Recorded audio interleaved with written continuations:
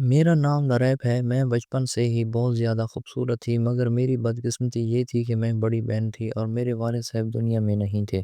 میرا کوئی بھائی بھی نہیں تھا۔ گھر کو میں ہی چلاتی تھی۔ میں نے BA کرنے کے بعد ٹیچر کی جاب کر لائی تھی۔ جب سکول میں میری جاب لگی تھی، وہ ایک پرائیویٹ سکول تھا اور وہاں بچوں کے ساتھ بہت موس ماری کرنا پڑتی تھی۔ کبھی کسی بچے کو ڈانٹتے تھی تو اس کے والدین اگلے روز اسکول آ جاتے اور پرنسپل سے میری شکایت کرتے۔ مجھے بہت باتیں سننا پڑتی تھیں اور اس نوکری سے بھی میرا گھر ٹھیک سے نہیں چل رہا تھا، کیوں میری 4 بہنیں اور تھیں، میں جس میں سے ایک بہن کی منگنی کر دی گئی تھی۔ اب وہ لوگ کہتے تھے کہ ہم نے بارات لے کر آنا ہے، لیکن ابھی تک ہماری تیاری 5% بھی نہیں ہوئی تھی۔ امی کہتی تھی کہ سب کچھ کیسے ہوگا، ہمارے سے تو گھر کے خرچے ہی نہیں پورے ہوتے۔ میری تنخواہ کے جو بھی پیسے آتے وہ گھر کے خرچ میں چلے جاتے۔ اب بہن کی شادی کے لیے میں یہ پیسے کہاں سے لاتی؟ بہن کہتی تھی کہ میں نے شادی نہیں کرنی، ان لوگوں کو منع کر دیتے ہیں، وہ ابھی ہماری مجبوری نہیں سمجھ رہے تو بعد میں بھی جہیز کے نام پر ذلیل کریں گے۔ لیکن امی کہتی تھی کہ سارا زمانہ ایک جیسا نہیں ہے۔ میں ادھر ادھر آن لائن جاب کر کے اپلائی کرتی رہتی تھی۔ میں اپنی طرف سے پوری کوشش کرتی تھی کہ کہیں سے مجھے کوئی بہتر نوکری مل جائے۔ پھر ایک دن بہن کی سسرال والوں نے کہہ دیا کہ آپ لوگوں نے شادی نہیں کرنی تو منگنی توڑ دو، ہمارے بیٹے کو کیوں بٹھا رکھا ہے؟ اس بات میں بہت پریشان تھی اور آفس میں ہی بیٹھی تھی جب مجھے ایک کمپنی کی طرف سے ایک ای میل ملی۔ کچھ دن پہلے میں نے سعودی عرب جدہ ایئرپورٹ پر جاب کے لیے اپلائی کیا تھا اور یہ میل وہیں سے آئی تھی، اور وہ کہہ رہے تھے کہ آپ ہمارے کرائٹیریا پر پورا اترتی ہیں، ہم آپ کے لیے ویزا اور ٹکٹ خود بھیجیں گے، آپ ہماری کمپنی میں آ کر کام کریں۔ سب سے پہلے آپ کو عمرہ کروایا جائے گا اور پھر جدہ ایئرپورٹ پر آپ کو رہنے کی جگہ اور کھانا بھی فراہم کیا جائے گا۔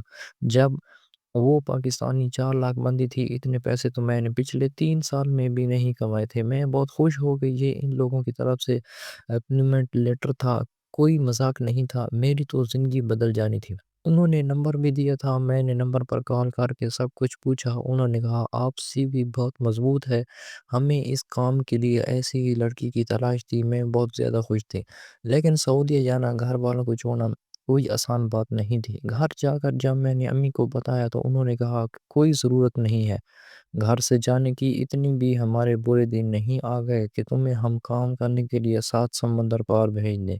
بندہ پوچھے وہاں پر تم کیسے رہو گی، پھر جو خاندان والے باتیں کریں گے، ان باتوں کا جواب کون دے گا؟ اکیلی جوان لڑکی کو وہاں بھیج دیا پیسوں کے لیے، پتہ نہیں وہاں پر کیا کرتی ہے۔ تمہیں نہیں پتہ لوگوں کی زبانیں بڑی لمبی ہیں۔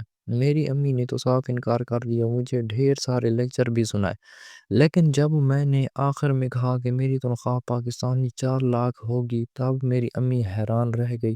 کہنے لگی دنیا کا کام ہے بولنا، دفع کر دو لوگوں کا تو کام ہی یہی ہے دوسروں کی برائی کرنا۔ بیٹی لارا، اتنی اچھی تنخواہ تمہیں پاکستان میں کبھی بھی نہیں ملے گی، تم وہاں پر چلی جاؤ۔ اور پھر انسان اپنا ماحول تو خود بناتا ہے، انسان خود برا نہ ہو تو اس کے ساتھ کوئی کچھ برا نہیں کر سکتا۔ میں حیران تھی کہ کیسے امی نے اپنا بیان بدل لیا تھا، جیسے TV چینل بدلتے ہیں، لیکن وہ بیچاری بھی کیا کرتی، وہ صرف میری ماں تو نہیں تھی، 4 بہنیں بیٹی تھیں گھر میں، اور ایک بہن کے لیے اتنا اچھا رشتہ آیا تھا لیکن وہ ہاتھ سے نکل جانا تھا۔ دوسری بہن کی منگنی ٹوٹنے والی تھی، مجھے پتا تھا کہ مجھے ہی کچھ نہ کچھ کرنا ہے، ہمیں بچانے کے لیے اور کوئی نہیں آنے والا تھا۔ مجھے اکیلے رہنے سے کوئی مسئلہ نہیں تھا اور کام کرنے کی مجھے عادت تھی، لیکن یہ بات اپنی جگہ بہت بڑی تھی کہ لوگ باتیں بنائیں گے۔ امی نے کہا کہ ہم لوگوں کا منہ بند کر لیں گے اور جب اس گھر میں پیسے آنا شروع ہو جائیں گے۔ میری امی بھی دراصل کافی پڑھی لکھی تھی، لیکن شادی کے بعد ان کو میرے ابا نے نوکری نہیں کرنے دی۔ پھر جب میری امی کو ایک بہت اچھی نوکری مل گئی، وہ جب اپنے گھر میں پیسے لانے لگی تو ابا نے کہا کہ یہ تو ساری فضول کی باتیں ہوتی ہیں کہ عورت باہر نہ نکلے، عورت باہر نکل کر بے شک جاب کرے، کوئی مسئلہ نہیں۔ امی کہتی ہیں کہ جو لوگ یہ کہتے ہیں کہ ہم نے عورتوں کی کمائی نہیں کھانی، عورتوں کو نوکری نہیں کرنے دینی، جب ان کے ہاتھوں میں پیسے آنے شروع ہو جاتے ہیں تو وہ لوگ یہ سب کچھ بھول جاتے ہیں۔ یہ بات بہت تلخ ہے لیکن ہے حقیقت، اسی لیے تمہیں پریشان ہونے کی ضرورت نہیں ہے۔ میں نے امی کی بات مان لی بہنوں سے ملی، مجھے ویزا بھی مل گیا تھا۔ تھوڑے بہت پیسے تھے جو میں نے اپنے پاس رکھے، مجھے کپڑے بھی نئے لینے پڑے تھے، میں نے اپنی تیاری کر لی تھی، سارا سامان پیک کر لیا تھا۔ ان لوگوں کا بھی یہاں پر بھی ایک آفس تھا، وہاں جا کر میں نے مزید ساری معلومات لی اور 15 دن کے اندر میں سعودی عرب کے لیے روانہ ہو گئی۔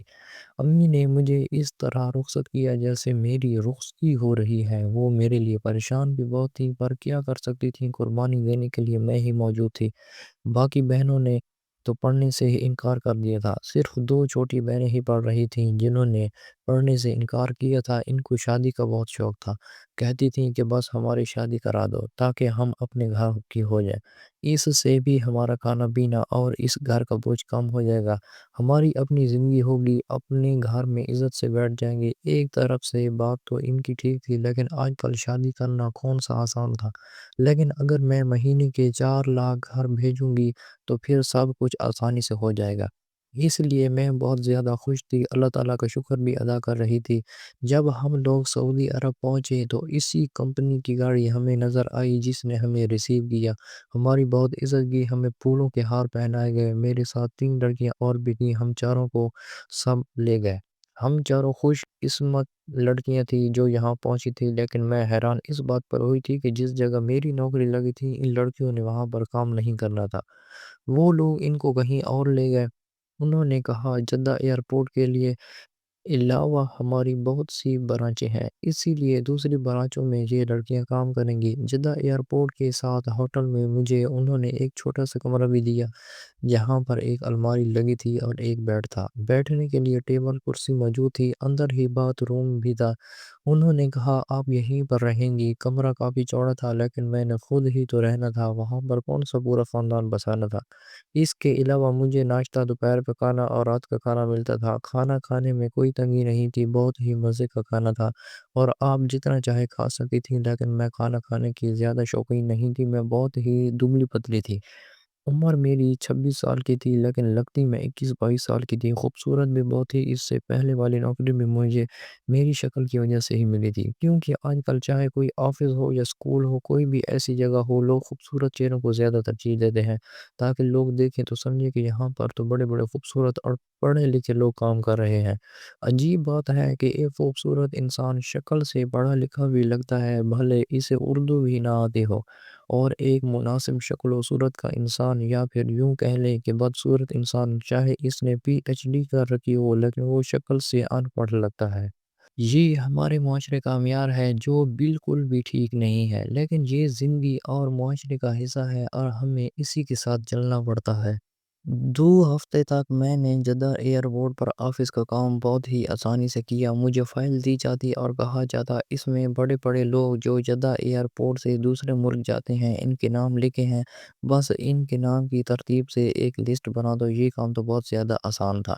تنخواہ بھی مل گئی جس میں سے میں نے کافی سارے پیسے امی کو بھیج دیے، امی کو کال بھی، وہ بہت زیادہ خوش تھی، انہوں نے کہا کہ آج ہی منی آرڈر ملا ہے اور میں سوچ رہی ہوں کہ تیری بہن کی شادی کے لیے تاریخ دے دو، لیکن پھر تو واپس کب آئے گی؟ میں نے امی کو کہا میں جلدی واپس نہیں آؤں گی، آپ بہن کی شادی کر دو۔ میں نے آپ کو آنے سے پہلے یہ بات نہیں بتائی تھی، لیکن اب میں 1 سال سے پہلے واپس نہیں آ سکتی اور میں اپنی بہن کی شادی میں شریک نہیں ہو سکتی، کم سے کم اسے اس کی خوشیاں تو مل جائیں گی نا۔ کوئی پوچھے تو کہہ دیجیے گا کہ لارب کو چھٹی نہیں ملی اس لیے وہ نہیں آ سکتے، اس میں کوئی جھوٹ بھی نہیں ہے۔ امی نے کہا بات تو بڑی عجیب ہے لیکن کیا کریں؟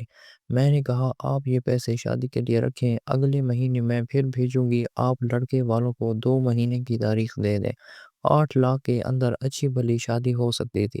امی نے کہا ہاں ٹھیک ہے، تو وہ بالکل ٹھیک کہہ رہی ہے۔ بہن بھی بہت خوش تھی اور ماں بھی، لیکن پھر اچانک سے آفس والوں نے کہا آپ کا تبادلہ دوسری جگہ کر دیا گیا ہے۔ میں نے کہا کیا مجھ سے کوئی غلطی ہو گئی ہے؟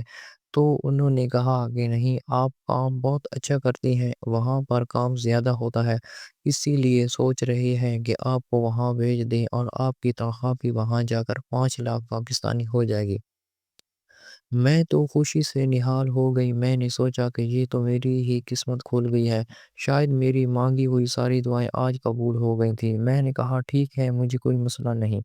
میں دوسری برانچ میں چلی گئی لیکن حیرانگی کی بات یہ تھی کہ یہ جگہ آفس جیسی نہیں لگ رہی تھی۔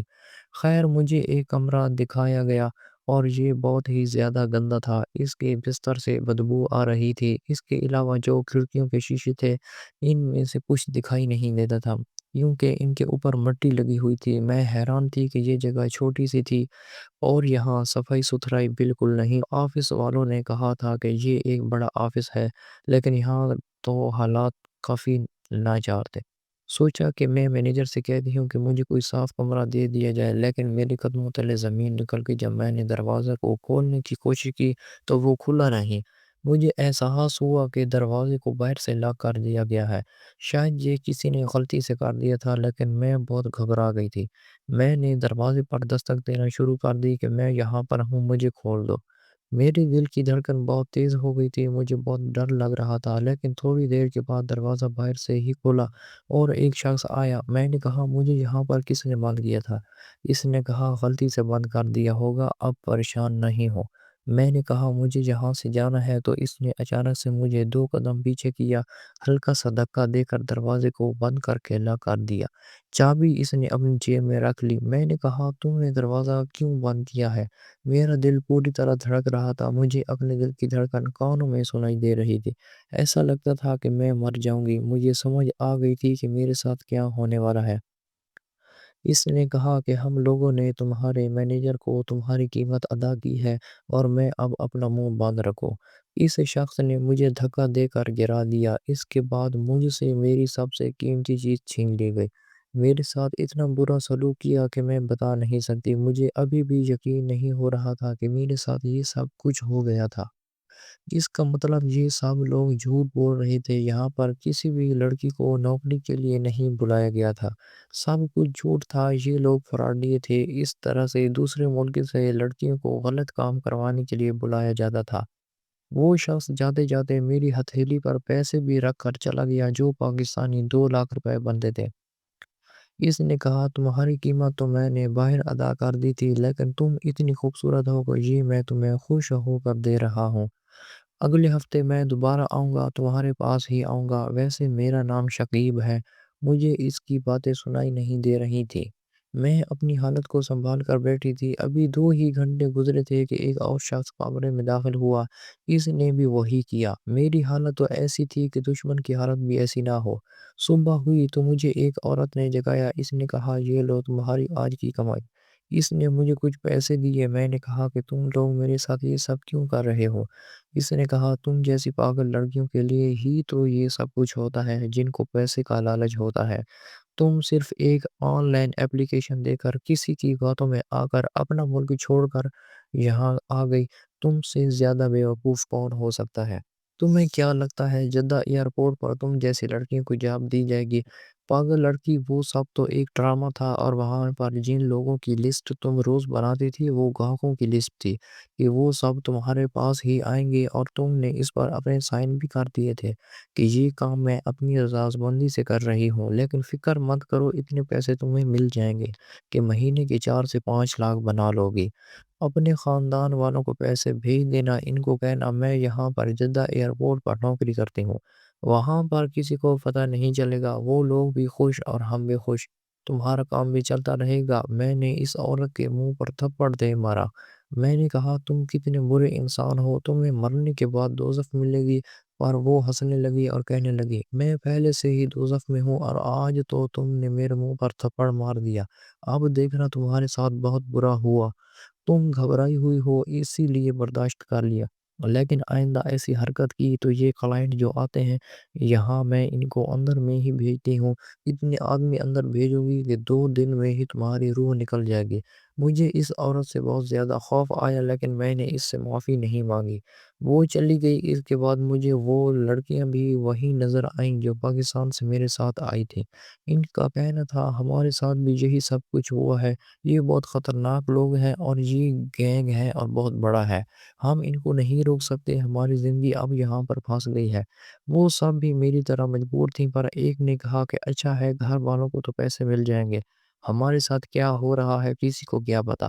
وہاں بھی تو 10,000 والی نوکری کے پیچھے ذلیل ہو رہے تھے۔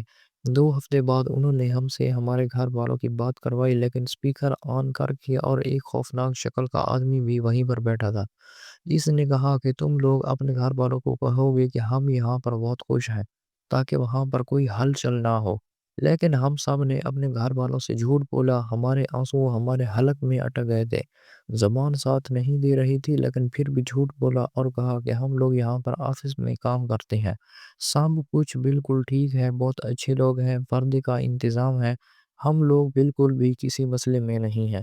لیکن ایک لڑکی اپنے جذبات پر قابو نہ رکھ سکی اور اچانک سے کہہ دیا کہ میں بہت بڑی مشکل میں ہوں، لیکن ابھی اس کی بات پوری نہیں ہوئی تھی کہ فون کاٹ دیا گیا۔ لیکن اس کے بعد ہماری آنکھوں کے سامنے اس لڑکی کو اتنا مارا گیا کہ وہ بے ہوش ہو گئی۔ ہم بری طرح ڈر گئے تھے۔ پہلے دن جو آدمی میرے کمرے میں آیا تھا وہ ہر دوسرے دن آتا۔ اس نے کہا کہ میں اس کو بہت اچھی لگتی ہوں۔ میں نے اسے کہا تم مجھے یہاں سے نکلوا سکتے ہو، اگر میں تمہیں اتنی اچھی لگتی ہوں تو تم میری مدد کرو۔ اس نے کہا کہ کیا تم یہ کام اپنی مرضی سے نہیں کرتی؟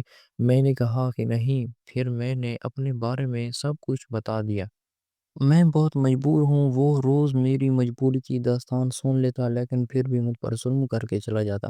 وہ میری مجبوری کے بارے میں جانتا تھا پھر بھی فائدہ اٹھا رہا تھا۔ 3 4 مہینے اسی طرح گزر گئے، گھر والوں کو پیسے مل رہے تھے، ایک بہن کی شادی ہو گئی، دوسری کا نکاح کر دیا، رخصتی 6 مہینے بعد رکھی۔ امی کہتی تھی اب تو آئے گی تو دوسری بیٹی کی رخصت کروں گی تاکہ تو بھی شادی میں شامل ہو جائے۔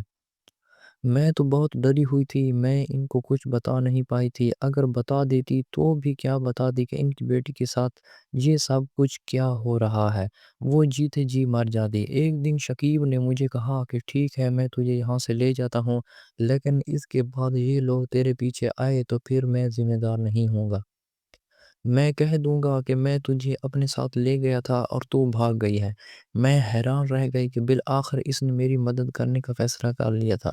اب میں اس موقع سے فائدہ اٹھانا چاہتی تھی۔ اس نے میرا ٹکٹ اور سارے انتظامات کروا کر مجھے جہاز میں بیٹھنے کا راستہ دکھایا اور کہا کہ بس اب تم یہاں سے بھاگ جاؤ، ورنہ ساری زندگی تم یہیں سڑتی رہو گی۔ شکیب بھی پاکستان کا رہنے والا تھا مگر کام کی وجہ سے کئی سال سے پہلے اور اکیلا رہ رہا تھا۔ اس کی بیوی اور بچے پاکستان میں تھے۔ خیر میں نے اس کا بہت شکریہ ادا کیا۔ اس نے کہا کس لیے؟ میں نے کہا تم نے مجھ پر بہت بڑا احسان کیا ہے، وہ لوگ تو مجھے وہاں پر تو اسی لیے لے کر گئے تھے اور میں بے وقوف جو پیسوں کے لیے یہاں آ گئی تھی۔ اس نے کہا پگلی تو بڑی خوبصورت ہے، میں پہلے سے شادی شدہ ہوں ورنہ تو اس سے شادی کر لیتا۔ اس نے مجھے ایئرپورٹ کا راستہ دکھایا، خود ان لوگوں کو فون کر کے چلا چلا کر کہنے لگا کہ وہ لڑکی تو بھاگ گئی ہے، مجھے باتھ روم میں جانے کا کہہ کر گئی تھی، پتہ نہیں کہاں چلی گئی ہے۔ میں سوچ رہی تھی کہ ان لوگوں کو تو کوئی فرق نہیں پڑتا تھا، اگر ایک لڑکی بھاگ جائے گی تو انہیں مجھ جیسی بیوقوف اور مجبور لڑکیاں اور مل جانی تھی۔ خیر میں نے پاکستان واپس آ گئی اور پولیس والوں کو سب کچھ بتا دیا پر اپنے خاندان والوں کو یہ سب کچھ نہ بتایا۔ جب امی نے کہا کہ اتنی اچھی نوکری چھوڑ کر کیوں آ گئی، اب میں ان کو کیا بتاتی کہ میں وہاں پر کیا کر رہی تھی۔ امی کی باتیں سنتی رہتی کہ 4 لاکھ کی نوکری چھوڑ کر آ گئی، یہ لڑکی پاگل ہے، اب اس گھر کا کیا ہوگا۔ واقعی میرے میں اتنی ہمت نہیں تھی کہ گھر چلا سکوں، لیکن پھر بھی خود کو کسی طرح سنبھال کر ایک چھوٹی موٹی نوکری کر لی۔ میری امی مجھے پورا دن طعنے دیتی رہتی ہے لیکن وہ نہیں جانتی کہ میرے ساتھ کتنا برا ہوا ہے، اس لیے میں خاموش رہتی ہوں، ان کو بتاتی بھی نہیں ہوں۔